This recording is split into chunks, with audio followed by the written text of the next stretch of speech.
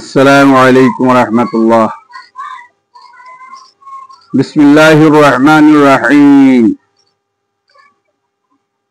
الحمد لله رب العالمين، والصلاة والسلام على أشرف الأنبياء والمرسلين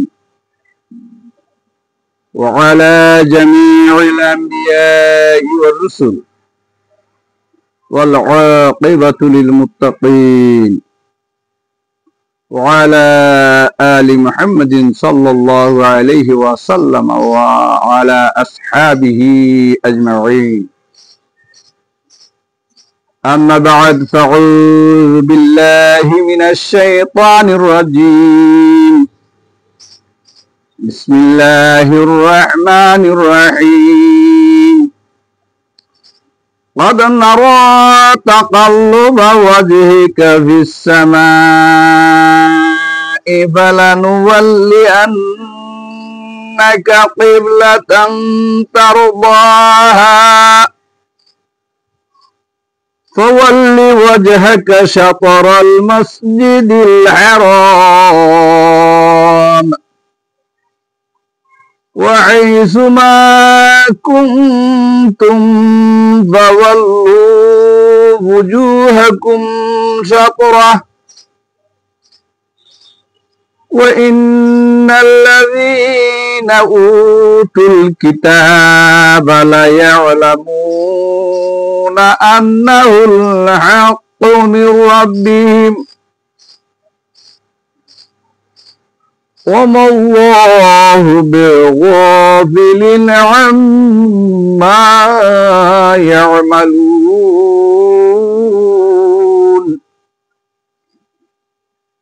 صدق الله العظيم. وروى الإمام مسلم رحمة الله عليه في صحيحه قال حدثنا عمرو الناقد وزهير بن حرب جميعا عن ابن عيينة قال عمرو حدثنا سفيان عن الزهري عن سعيد عن أبي هريرة رضي الله تعالى عنه يبلغ به النبي صلى الله عليه وسلم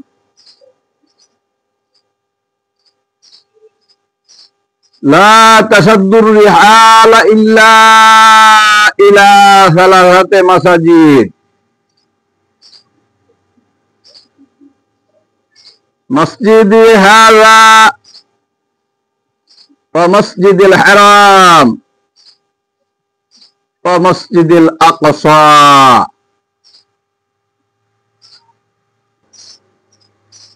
بارك الله لنا ولكم في القرآن العظيم والحديث الشريف ونفعنا وإياكم بهما والآيات وذكر الحكيم فإن الله جواد مليك بر رؤوف رحيم.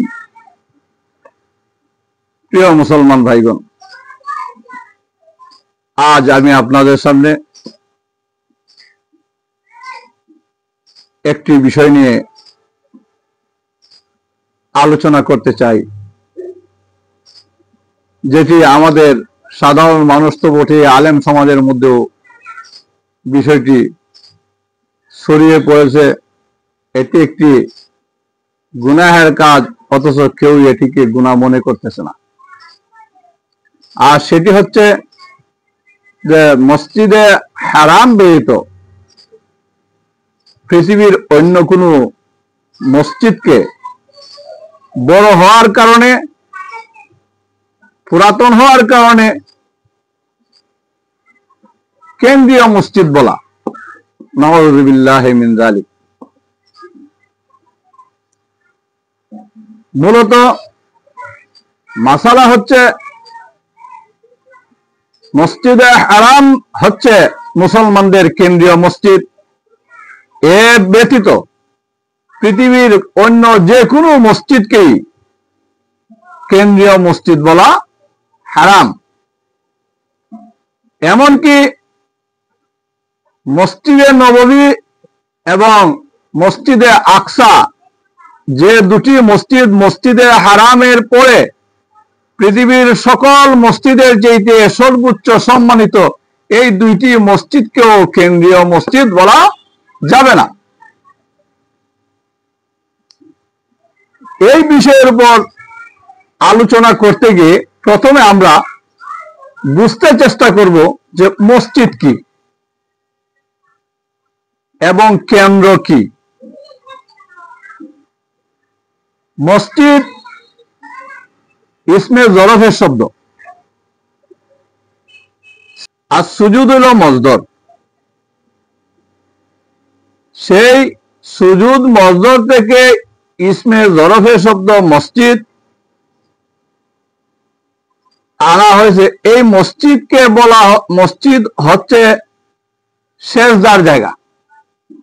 মসজিদের অর্থ হচ্ছে সেজদার জায়গা বা স্থান, অর্থাৎ যেথায় মানুষ একাকী হোক, সংঘবদ্ধভাবেই হোক, আল্লাহর ফরজ, ওয়াজিব এবং অন্যান্য বিধানগুলিকে নির্দ্বিধায় ইবাদতের মাধ্যমে, সেজদার মাধ্যমে ইবাদত হিসেবে সম্পন্ন করতে পারে।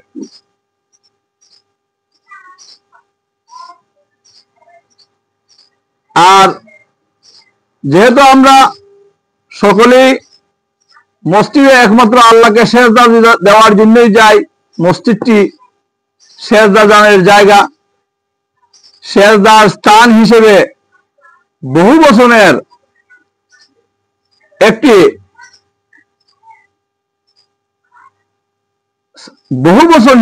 শব্দ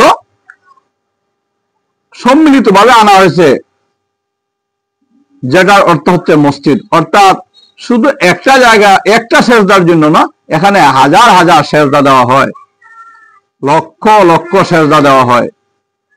কারণ এখানে একজন দুইজন মানুষ সেজদা দেওয়ার জন্য যায় না, এখানে শত শত হাজার হাজার মানুষ সেজদা দেওয়ার জন্য যায়। এই জন্য সিজদাতুন শব্দের অর্থ সেজদা করা। মসজিদ যদিও এক বচনের শব্দ, কিন্তু এটা বহু বচনের অর্থ ব্যবহার হবে। এর অর্থ হবে সেজদা সমূহের স্থান। আর মসজিদের বহু বচন হচ্ছে মাসাজিদ। এখন পৃথিবীতে মুসলমানগণ তাদের নামাজ, সেজদা এ সকল ইবাদতকে পালন করার জন্য মসজিদগুলিতে গমন করে থাকে, মসজিদগুলিতে গিয়ে সেজদা দিয়ে থাকে। এই মসজিদগুলির সেজদা দেওয়ার যে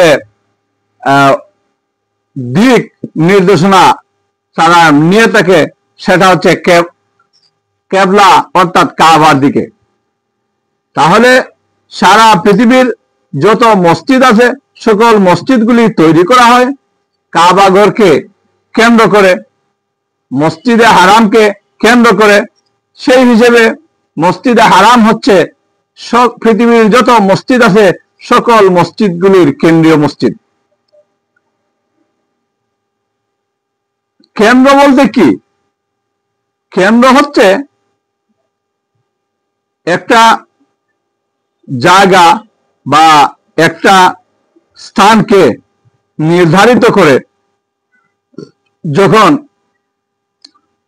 তার দিকে ফিরে মানুষগুলি তাদের ইবাদত বন্দেগীকে, তাদের সেজদা, রুকু এবং নামাজজনিত ইবাদতগুলিকে পালন করে থাকে, সেই স্থানটি হচ্ছে মসজিদের কেন্দ্র বা কেন্দ্রীয় মসজিদ।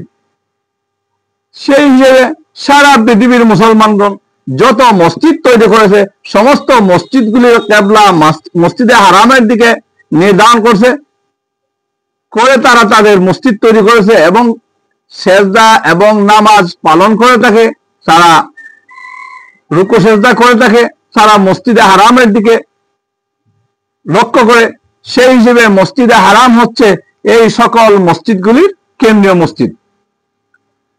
আর মসজিদে হারাম ব্যতীত আর দুটি মসজিদ রয়েছে পৃথিবীর মধ্যে সর্বোচ্চ সম্মানিত মসজিদ। এর একটি হচ্ছে মসজিদে নববী, আর একটি হচ্ছে মসজিদে আকসা। রাসূলুল্লাহ সাল্লাল্লাহু আলাইহি ওয়াসাল্লাম মক্কা থেকে মদিনায় হিজরত করার পরে আল্লাহর নির্দেশে কিছুদিন পর্যন্ত মসজিদে আকসার দিকে ফিরে নামাজ, ইবাদত এগুলি পালন করেছিলেন। কিন্তু রাসূলুল্লাহ সাল্লাল্লাহু আলাইহি ওয়াসাল্লামের মনের আকাঙ্ক্ষা ছিল মসজিদে হারামের প্রতি। তিনি সেই জন্য আল্লাহর আদেশের অপেক্ষা করছিলেন। সেই হিসেবে আল্লাহ তাআলা কোরআনে কারিমের আয়াত অবতীর্ণ করে মসজিদে আকসার দিকে যে কিবলা ছিল সে কিবলাকে মনসুখ করে মসজিদে হারামের দিকে কিবলাকে নির্ধারণ করে দিয়েছেন। আর যখন এই মসজিদে আকসা থেকে মসজিদে হারামের দিকে কিবলা নির্ধারণ হয়, সেই সময়ে আল্লাহর রাসূল হারাম হওয়ার যে ওহী নাযিল হয়, সে সময় আল্লাহ রাসূল আসরের নামাজ রত অবস্থায় ছিলেন। আল্লাহ রাসূল আসরের নামাজ রত অবস্থায় যখন ওহী নাযিল হইল, তখন আল্লাহ রাসূল সঙ্গে সঙ্গে নামাজের মধ্যেই মসজিদে আকসা থেকে মসজিদে হারামের দিকে কিবলাকে পরিবর্তন করে নেন, চেহারাকে ফিরিয়ে নেন।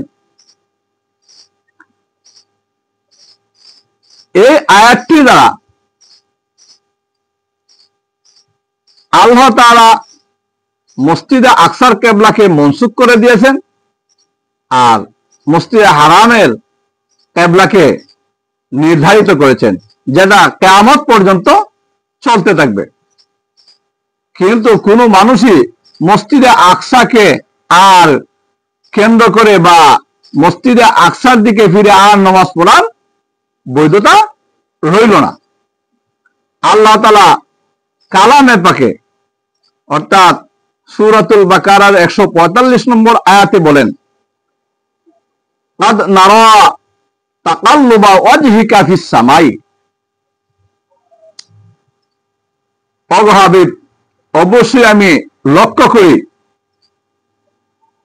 আপনি আপনার চেহারাকে আকাশের দিকে বারবার ফিরিয়ে নেন, বারবার আকাশের দিকে আপনি তাকান। ফালা নুওয়াল্লিয়ান্নাকা কিবলাতান তারদাহা। সুতরাং অবশ্যই অবশ্যই আমি আপনার কিবলাকে ফিরিয়ে দিব সেই দিকে যে দিকে আপনি পছন্দ করেন। ফালা নুওয়াল্লিয়ান্নাকার মধ্যে দুইটা তাকিদ রয়েছে, একটা লামে তাকিদ, একটা নুন তাকিদ সকিলা। এই দুইটা তাকিদের দ্বারা অর্থাৎ দৃঢ়তাকে দৃঢ়তর, দৃঢ়তাকে দৃঢ়তর বিষয়টি প্রমাণ করেন।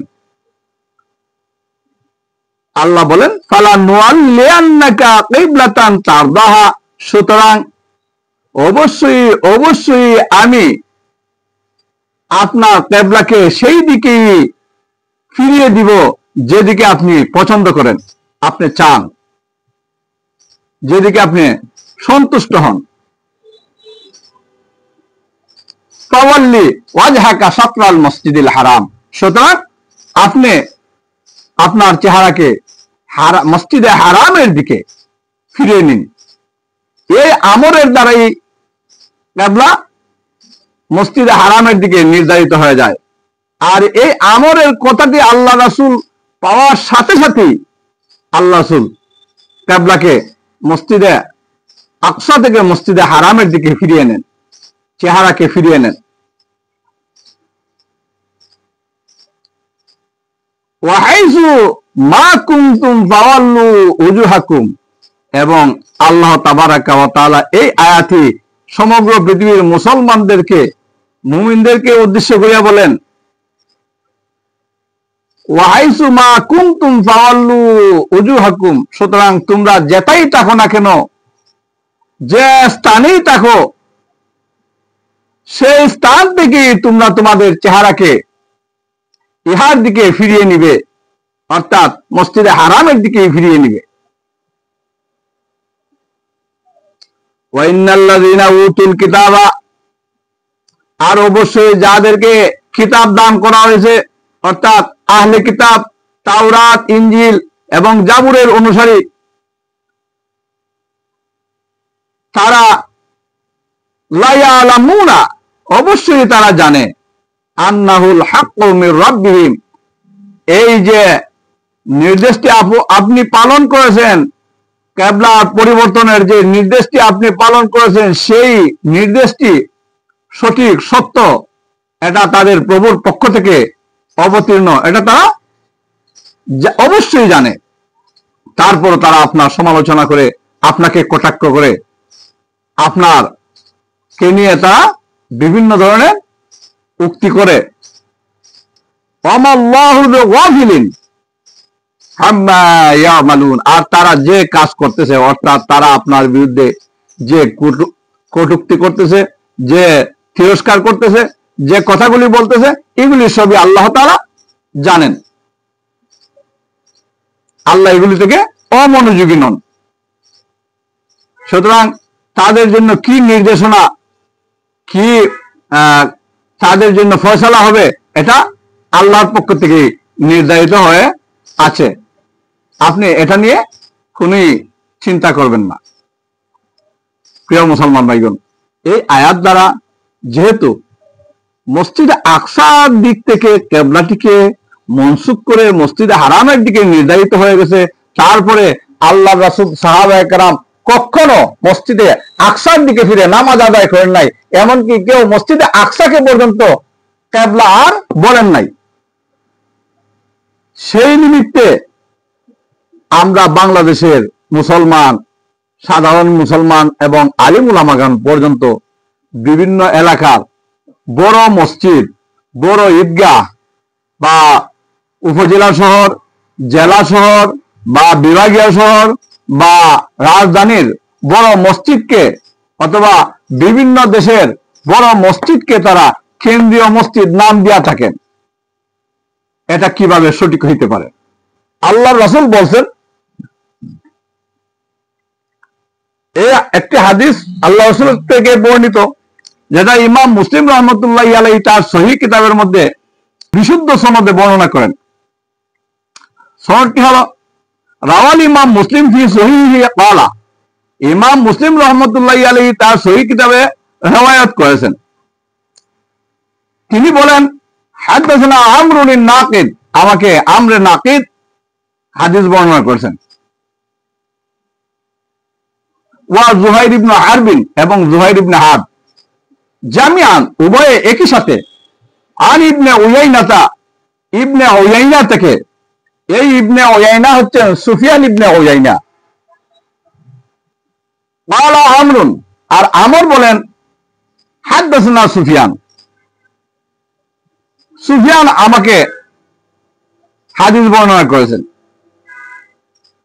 আনি জুহরি, জুহরি থেকে, এই জুহরি হচ্ছেন মুহাম্মদ ইবনে শিহাব জুহরি। আন সাঈদিন, তিনি বর্ণনা করেছেন সাঈদ থেকে, আর এই সাঈদ হচ্ছেন সাঈদ ইবনে জুবাইর রাদিয়াল্লাহু তাআলা আনহু।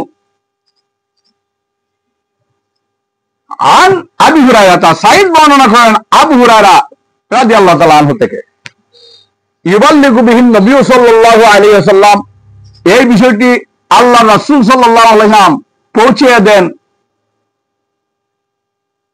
লা তাসাদ্দুর রিহাল, তোমরা তোমাদের সওয়ারিকে, তোমাদের বাহনকে তোমরা চালাইবে না,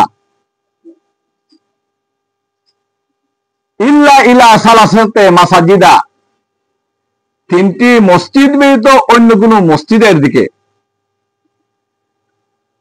মসজিদে হাজা, এই তিনটি মসজিদের মধ্যে একটি হচ্ছে আমার এই মসজিদ, মসজিদি হাজা। একথার দ্বারা বোঝা যায় আল্লাহ রাসূল যখন হাদিসটি বর্ণনা করেন তখন মসজিদের নববীতে উপস্থিত ছিলেন, বসা ছিলেন, সেই সময় তিনি বর্ণনা করছেন। এই জন্য এই মসজিদের দিকে তিনি ইঙ্গিত করে বলছেন আমার এই মসজিদ, মসজিদুল হারাম, এবং মসজিদে হারামের দিকে, ওয়া মসজিদুল আকসা, এবং মসজিদে আকসার দিকে। অর্থাৎ এই তিন মসজিদ, মসজিদের হারাম, মসজিদের নববী এবং মসজিদে আকসা, এই তিন মসজিদ ব্যতীত আর কোন মসজিদের উদ্দেশ্যে সফর করা আল্লাহ রাসূল নিষেধ করেছেন সওয়াবের আশায়। সেই হিসেবে এই তিন মসজিদ ব্যতীত পৃথিবীর যত মসজিদ আছে সকল মসজিদের মর্যাদা সমান। যদিও আমরা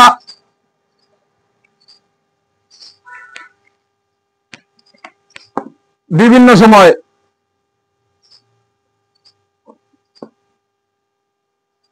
বড় মসজিদকে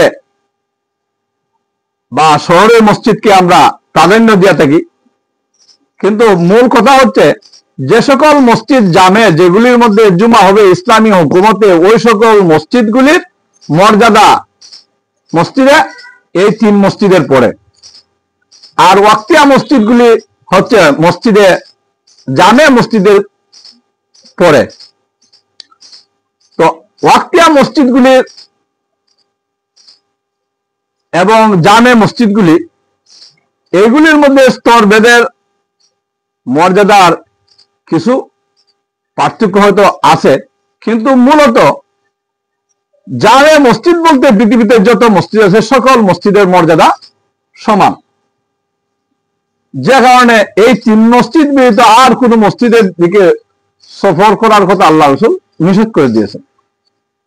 এখন যে কথাটি আমাদের বলা প্রয়োজন, যে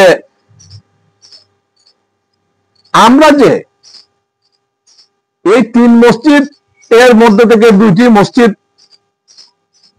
ছাড়া, মসজিদে হারাম ছাড়া আরো দুইটি যে মসজিদ রয়েছে, এই দুটি মসজিদ মর্যাদা বড়, এগুলিতে নামাজ আদায় করলে সব বেশি। তারপরে এই দুটি মসজিদকে কেন্দ্রীয় মসজিদ বলা যাবে না, কারণ যেহেতু কিবলা মসজিদে হারামের দিকে নির্ধারিত হয়ে গেছে, সুতরাং মসজিদে হারাম ব্যতীত আর কোন মসজিদকে কেন্দ্রীয় মসজিদ বলা যাবে না। আমরা যারা আমাদের এলাকার বড় মসজিদ বা বড় ঈদগাহর দিকে, ঈদগাহকে আমরা কেন্দ্রীয় মসজিদ বা কেন্দ্রীয় ঈদগাহ বলে থাকি, আমরা আদৌ এগুলির, এই কথাগুলির যে অবস্থা, এগুলি যে আমাদের জন্য কি হইতে পারে, এগুলি নিয়ে আমরা কোনো কিছুই ভাবি না। না ভাবার কারণে আমাদের এই কথাগুলি আমাদের মধ্যে ব্যাপকতা লাভ করে ফেলছে, এবং এগুলি যে গুনাহের কাজ এটা আমরা মুঠে ভাবতে পারতেছি না। কারণ হলো মসজিদে হারাম যেহেতু মুসলমানদের কিবলা, সারা পৃথিবীর মসজিদগুলির কেন্দ্রীয় মসজিদ, এছাড়া পৃথিবীর বিভিন্ন স্থানের, বিভিন্ন গ্রামের, বিভিন্ন উপজেলার, বিভিন্ন জেলার, বিভিন্ন শহরের, বিভিন্ন রাজধানীর বড় মসজিদকে কেন্দ্রীয় মসজিদ বললে তখন মসজিদে হারামের মর্যাদার প্রতি কি করা হয়? অবজ্ঞা করা হয়। মসজিদে হারামের মর্যাদাকে ছোট করা হয়, বা এই মসজিদগুলিকে মসজিদে হারামের সমমর্যাদা দেওয়া হয়। মসজিদে হারাম একটা শেয়ারে ইসলাম, এই মসজিদের সমমর্যাদা লাভ করার মতো যোগ্যতা পৃথিবীর কোন মসজিদের নাই। সেই কারণে আপনি যদি কোনো মসজিদকে কেন্দ্রীয় মসজিদ বলেন,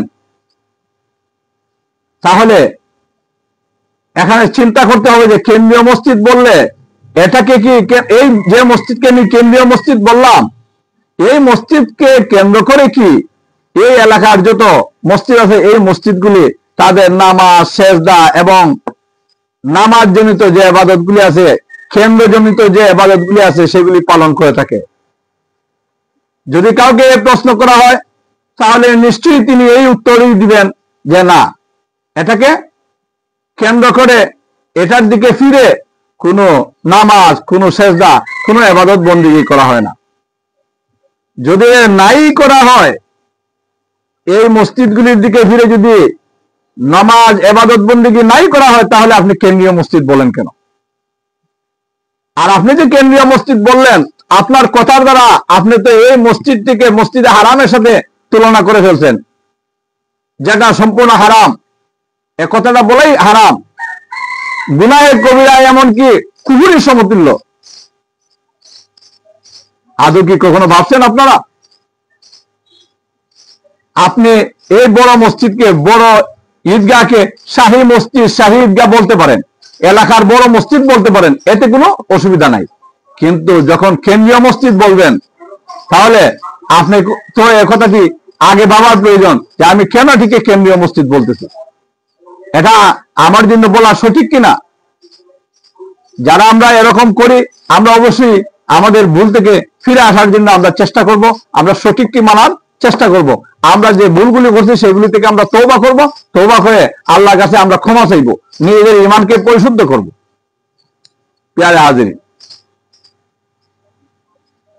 কারণ মুসলমান এক জাত, সারা পৃথিবীর মুসলমান একটা শরীরের মতো, আর সারা পৃথিবীর মুসলমানের কেন্দ্র হবে একটি। সুতরাং আপনারা যদি প্রত্যেক এলাকার বড় বড় মসজিদকে কেন্দ্রীয় মসজিদ, কেন্দ্রীয় ঈদগাহ বলতে থাকেন, তাহলে তো কাবার সাথে সমতুল্য করে জায়গায় জায়গায় আপনারা কেন্দ্র গড়ে তুললেন। এতে করে মুসলমানদের এক জাতি, এর মধ্যে তো তৌফিক আসবে, এবং এটা যে বিভ্রান্তিকর অবস্থার জন্ম দিবে না, তা তো বলার অপেক্ষা রাখে না। কারণ পৃথিবীর বিভিন্ন দেশের বিভিন্ন আলেম উলামাদের কিছু কথা আমার কানে আসছে, যারা তাদের ভক্তদেরকে কাবা ঘরে যাওয়ার প্রতি অনুৎসাহিত করে, কাবা ঘরের তওয়াফ করা, জিয়ারত করা, এগুলি থেকে অনুৎসাহিত করে, এমনকি তার নিজের বাড়ির মসজিদে আসার জন্য তাকে উৎসাহিত করে। এইভাবে ভুল কাজগুলির দ্বারা আরো বড় বড় ভুলের জন্ম নিতেছে আমাদের মধ্যে। কেহ কেহ এমনও আছে যে কাবার নমুনা তৈরি করে ছেলে মেয়েদেরকে তওয়াফ শিখায়, হজের কার্যাবলী শিখায়। এটা তো মোটেই উচিত না। যদি এরকম করা হয়, তাহলে তো মানুষ মনে করবে যে এরকম করাটা সঠিক, তো প্রত্যেকের এলাকার মধ্যে এরকম একটি কাবার নমুনা তৈরি করে ফেলবে। প্রিয় মুসলিম ভাইগণ, এই জন্য আমি অনেক দিন ধরে ভাবছি যে এই ব্যাপারে আমার কিছু বলা প্রয়োজন। তাই আমি আপনাদের সামনে এই কেন্দ্রীয় মসজিদ জনিত কথাটি পরিত্যাগ করার জন্য অনুরোধ করে আপনাদেরকে এই বক্তৃতাটি আমি পেশ করলাম। আপনারা এ থেকে অবশ্যই শিক্ষা নেবেন এবং ভুল ভ্রান্তি থেকে বাঁচার চেষ্টা করবেন। আপনারা আপনাদের এলাকার বড় মসজিদকে কোনো বড় ধনী ব্যক্তির নামে বা যে দাতার নামে আপনারা এটা সম্বোধন করতে পারেন। তারপর এটাকে কেন্দ্র না বলে, কেন্দ্রীয় মসজিদ না বলে শাহী মসজিদ বলতে পারেন। কারণ কেন্দ্র তো একমাত্র মসজিদে হারাম, সেই হিসেবে আপনি মসজিদে হারামের কথাটাই সবসময় মাথায় রাখবেন। আর মুখের ভাষার দ্বারা কেউ কেউ এ কথাটা বলতে পারেন, একটা কথা এখন আমার মনে হয়েছে, কেউ কেউ একথাও বলতে পারেন যে কেন্দ্রীয় মসজিদ তো মসজিদে হারাম ঠিক আছে, কিন্তু আমরা এলাকার যে বড় মসজিদটারে আমরা মাজাজি অর্থে কেন্দ্রীয় মসজিদ বলি। আরে ভাই, মাজাজ এবং হকিকত এই দুইটা জিনিস একসাথে তো ব্যবহার করা যায় না। যে জায়গায় হকিকত আছে, যে জায়গায় কাবা বর্তমান আছে, মসজিদে হারাম বর্তমান আছে, সেই জায়গার মধ্যে তো আপনি মাজাজি অর্থে ব্যবহার করে আর কোনো মসজিদকে আপনি কেন্দ্রীয় মসজিদ বলতে পারবেন না। কারণ একই সাথে মাজাজ এবং হকিকত ব্যবহার হয় না। হকিকত না থাকলে মাজাজের আলোচনা আসে। কারো কোনো কোনো জ্ঞান পাপীরা না বুঝে তারা উল্টাপাল্টা করে একটির জায়গায় আরেকটি কথা ব্যবহার করে তারা মুসলমানদের মধ্যে বিভিন্ন বিভ্রান্তি সৃষ্টি করছে, যেটা মুসলমানদের জন্য মারাত্মক ক্ষতিকর। আমাদেরকে এই ধরনের খারাপ অবস্থা থেকে ফিরে আসতে হবে। আমাদেরকে সহিশুদ্ধ আকীদা রাখতে হবে, সহিশুদ্ধ চিন্তা করতে হবে, সহিশুদ্ধ কথা বলতে হবে। কেউ বলতে পারেন এই কথাটি যে ভাই আমি তো মুখে বলছি, আমার তো অন্তরে বিশ্বাস কাবাগর। আরে ভাই, আপনি মুখে বলছেন, আপনার মুখের কথাটাই তো আপনার অন্তরের বিপক্ষে গেছে। কারণ আপনি অন্তরে যা বিশ্বাস করেন কিন্তু আপনি মুখে তার উল্টা বলেন। তাহলে আপনার নমুনাটা কি হলো? মুনাফিকের জায়গায় পৌঁছে গেল না? আপনি একথা ঠিক কখনো ভাবছেন? কারণ আপনি মুখে বলবেন কেন্দ্রীয় মসজিদ আপনার বাড়ির কাছের বড় মসজিদকে, আর অন্তরে মানবেন আপনি কাবা ঘরকে। এটা কেমন হইল? আর আল্লাহ তাবারাকা ওয়া তাআলা মানুষের মুখের কথার কারণে তাদেরকে শাস্তি দিবেন, যে কারণে রাসূলুল্লাহ সাল্লাল্লাহু আলাইহি ওয়াসাল্লাম হাদিস শরীফে বর্ণনা করেছেন, কাফি লিসানাকা, তোমরা তোমাদের জিহ্বাকে সংযত করো, তোমাদের মুখকে তোমরা সতর্ক রাখো, সতর্কভাবে ব্যবহার করো। যেন তেন ভাবে যে কোনো কথা তোমাদের মুখ দিয়ে উচ্চারণ করবে না, কারণ তোমরা তোমাদের মুখের কথার কারণে আল্লাহর কাছে জবাবদিহি করতে হবে।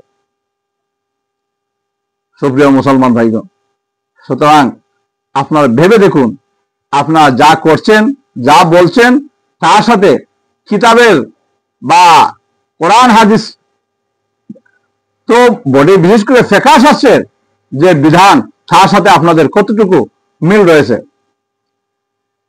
সেই দিক বিবেচনা করে আপনাদেরকে, আমাদেরকে, সবাইকে সঠিক কথা বলা, সঠিক কাজ করা, সঠিক চিন্তা করা, সঠিক পর্যালোচনা করার তৌফিক যেন আল্লাহ আমাদেরকে দান করেন।